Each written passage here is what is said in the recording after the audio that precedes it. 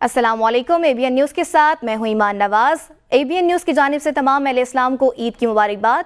आगे बढ़े आपको बताएं, पेशावर में ईद उल फितर के पहले रोज तेज आंधी और तूफानी आंधी के बायस हद निगाह कम हो गई। मुतअद्दिद इलाकों में बिजली मुअत्तल हो गई है। शहर और गिरदोनवा में तेज आंधी के बायस मामूलाती जिंदगी मुतासिर हो गया।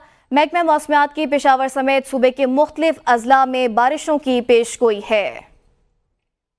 आपको बताएं, पेशावर में ईद उल फितर के मौके पर बारिश हुई है। महकमे मौसमियात की सूबे के मुख्तलिफ अजला में बारिशों की पेशगोई है। पेशावर में ईद उल फितर के पहले रोज तेज आंधी और तूफान आया है। आंधी के बायस हद निगाह कम हो गया। मुतअद्दिद इलाकों में बिजली मुअत्तल हो गई है।